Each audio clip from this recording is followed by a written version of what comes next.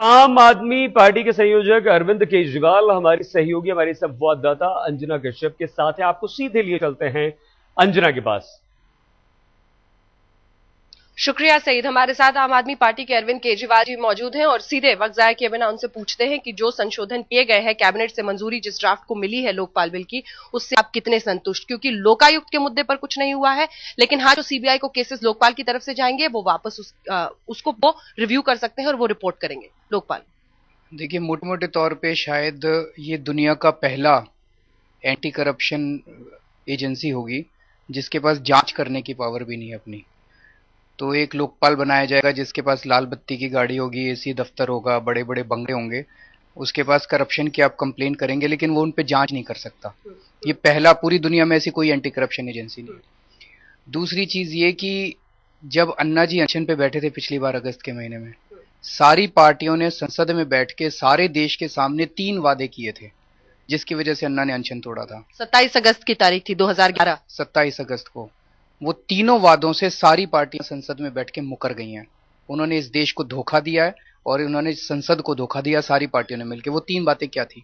एक पार्ट था कि सिटीजन चार्टर इसमें लाया जाएगा, वो नहीं लाया गया। लोकायुक्त इसके थ्रू बनाया जाएगा, वो नहीं बनाया इन्होंने। और सारी नौकरशाही को इसके दायरे में लाया जाएगा, वो नहीं लेके आए। Lower bureau. तो तीनों बातों पे ये लोग मुकर गए हैं। दूसरा, ये लोकपाल बिल जो सरकार ने बनाया, ये भ्रष्टाचार रोकने के लिए नहीं बनाया, भ्रष्टाचारियों की मदद करने के लिए बनाया। अब इस बिल के बाद कोई भ्रष्टाचारी पकड़ा जा ही नहीं सकता। चैलेंज है मेरा, सरकार को चैलेंज है कि इस बिल के जरिए भ्रष्टाचारियों को पकड़ के दिखा दो। अब इसके अंदर पूरी वो सेफ गार्ड्स क्रिएट किए गए हैं कि अगर कोई भ्रष्टाचारी पकड़ा जाए तो उसके ऊपर एफआईआर दर्ज नहीं हो सकती जब तक आप भ्रष्टाचारी से पूछ ना लो कि भाई बताओ। तो उसको शोकॉज नोटिस देना पड़ेगा भ्रष्टाचारी को, आपके खिलाफ एफआईआर दर्ज क्यों ना कर दी जाए। ऐसा कभी देखा है? कभी पूरी दुनिया के अंदर की एफआईआर दर्ज करने के पहले भ्रष्टाचारी से पूछा जाए कि भैया, तो उसको सारे सबूत दिखाने पड़ेंगे सरकार को।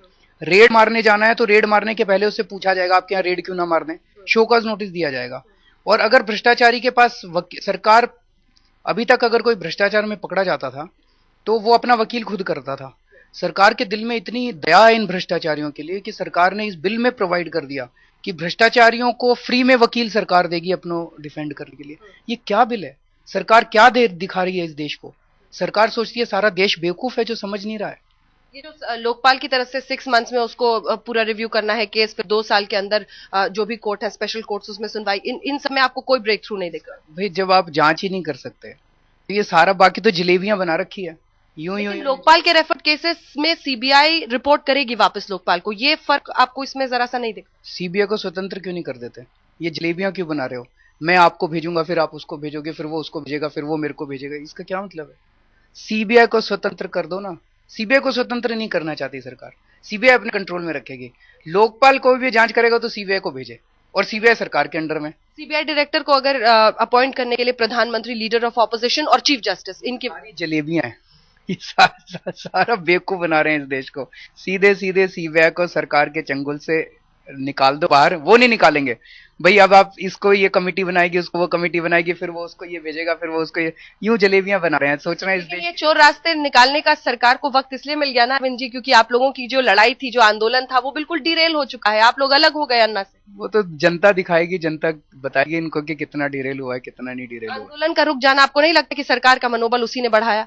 मुझे नहीं लगता। जब आंदोलन चल भी रहा था तब भी तो ये झूठे वादे कर रहे थे, और ऐसा नहीं कह सकते कि आंदोलन खत्म हो गया। जनता तो देख रही है। जनता रोज रोज सड़कों पे नहीं आ सकती। अगर आप ये सोचें कि रोज सारी जनता रामलीला मैदान और जंतर मंतर पे बैठी रहे, जनता ने तो दिखाया, लाखों लोग आए सड़कों के ऊपर। उस टाइम क्या किया सरकार ने? उस टाइम धोखा दिया।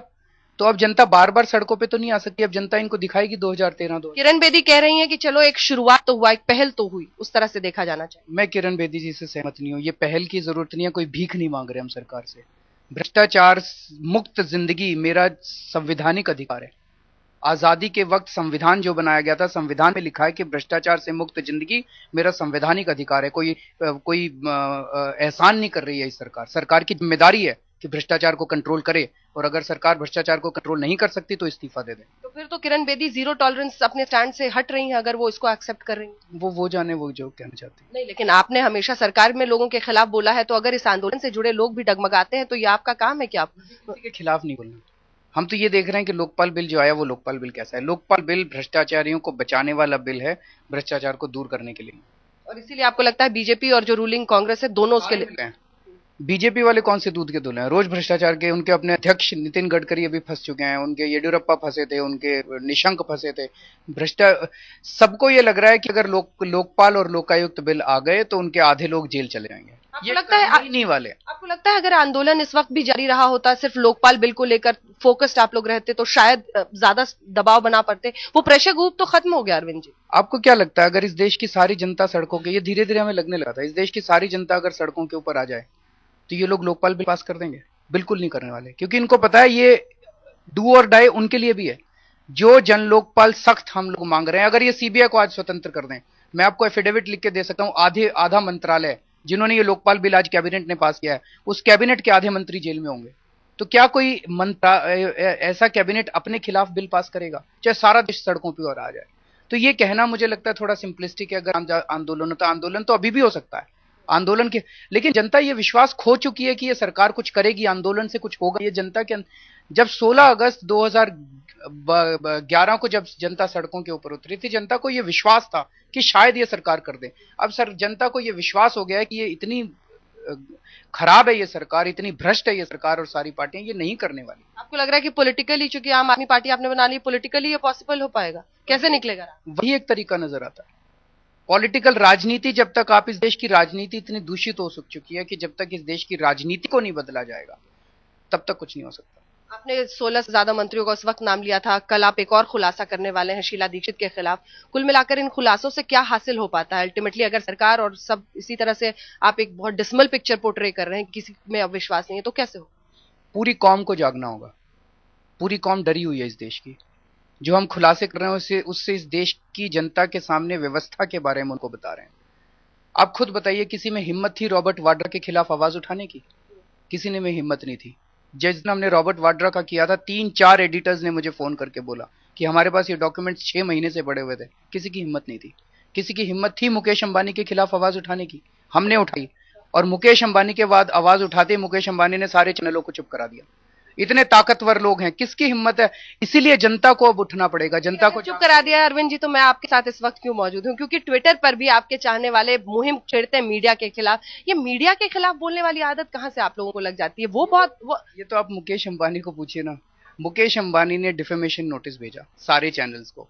ये तो एक बहुत बड़ी खबर। ये हम मुद्दे से भटकेंगे, अगर हम पूरे इशू से भटकेंगे तो लोकपाल पर बात करते हैं, क्योंकि लोकपाल को लेकर पूरा देश और इसीलिए मीडिया आपसे जुड़ा था और आंदोलन से भी जुड़ा था। ये बहुत महत्वपूर्ण है। इसीलिए आगे क्या करेंगे? अब क्या रणनीति तो इस देश की जनता तय करेगी। हम क्या कर सकते हैं? इस देश की जनता तय करेगी। ये बड़ा क्लियर है। धीरे धीरे सरकार और सारी पार्टियां बेनकाब होती जा रही हैं कि ये पार्टियां और ये सरकार, भाजपा, कांग्रेस, ये सब मिलके देश को भ्रष्टाचार से मुक्ति नहीं देने वाले। ये इसी तरह का लूला लंगड़ा बिल पर बनाएंगे और कुछ नहीं होने वाला। इस वक्त सरकार अगर आपको सुन रही है, देश के प्रधानमंत्री सुन रहे हैं, तो सीधे सीधे उनको एड्रेस करके अरविंद केजरीवाल क्या कहें? मैं उनको ये कहना चाहूंगा, प्रधानमंत्री जी को, कि आप इतने ईमानदार व्यक्ति हैं, आप कहते हैं आप बहुत ईमानदार व्यक्ति हैं, तो अगर आज आप, ये देश आज बहुत ही नाजुक दौर से गुजर रहा है, सब कुछ बिक रहा है इस देश के अंदर। आज आप एक सख्त अगर लोकपाल बिल पास कर दें ईमानदारी के साथ, तो ये देश आने वाले कई सदियों तक आपका एहसान नहीं भूलेगा, आपका नाम नहीं भूलेगा। नहीं तो आप भी एक और प्रधानमंत्री की तरह खो जाएंगे इतिहास के पन्नों में। तो ये थे अरविंद केजरीवाल बने हुए हमारे साथ। बड़ा सवाल यही है, इनका कहना है कि प्रधानमंत्री मनमोहन सिंह को ये सख्त कदम उठाने का वक्त है, नहीं तो इतिहास के पन्नों में वो भी किसी और प्रधानमंत्री की तरह खो जाएंगे और भ्रष्टाचार इस देश की नियति बनती चली जाएगी।